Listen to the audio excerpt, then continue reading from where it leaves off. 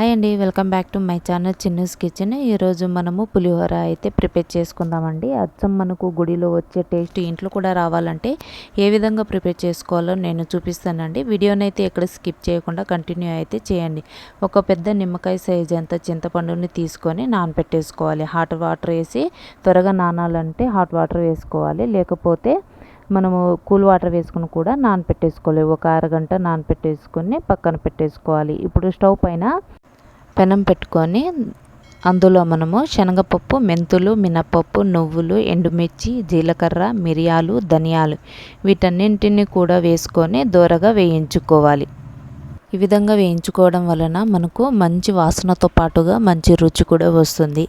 వీటిని మంటను లో ఫ్లేమ్లో పెట్టి ఒక 5 మినిట్స్ వరకు దోరగా వేయించుకోవాలి. కాస్త కలర్ మారాక తీసేసి చల్లార్చుకోవాలి.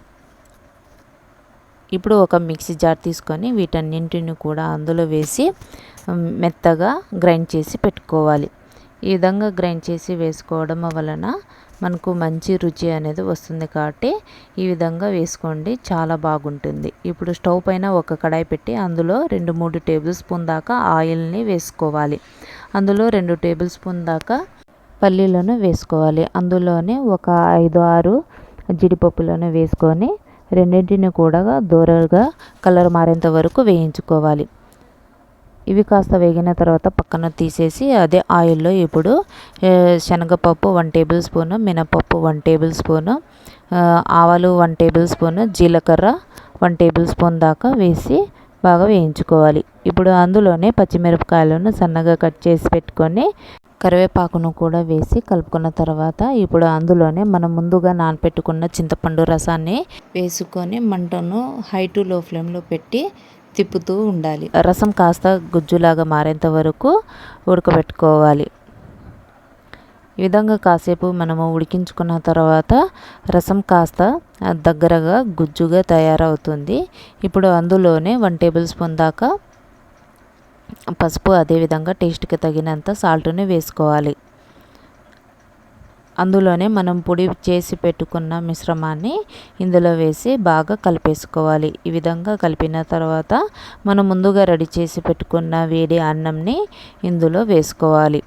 రైస్ మొత్తం వేసిన తర్వాత మనం ముందుగా ఫ్రై చేసి పెట్టుకున్న పల్లీలను, జీడిపప్పును ఇందులో వేసి వీటన్నింటిని కూడా బాగా కలిపేసుకోవాలి. ఈ విధంగా స్పూన్తో కలిపేసుకోవచ్చు, లేకపోతే కాస్త చల్లారిన తర్వాత చేతి సహాయంతో కూడా కలిపేసుకోవచ్చు. అంతేనండి, మనకు రైస్ అనేది రెడీ అయిపోయింది. ఈ విధంగా పొడి చేసి వేసుకోవడం వలన అచ్చు మనకు టెంపుల్లో ఏ విధంగా టేస్ట్ అయితే వస్తుందో, చాలామంది టెంపుల్లో ఉండే పులిహోరని ఇష్టపడుతుంటారు కదండి. ఈ విధంగా చేసుకోండి, మీకు కూడా అదే టేస్ట్ అనేది వస్తుంది.